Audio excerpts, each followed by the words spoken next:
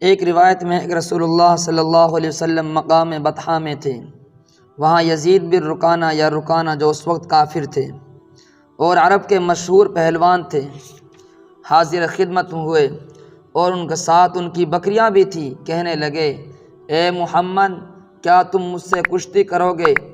آپ صلی اللہ علیہ وسلم نے فرمایا، اگر میں نے تم کو پچھاڑ دیا تو تم کیا دو گے؟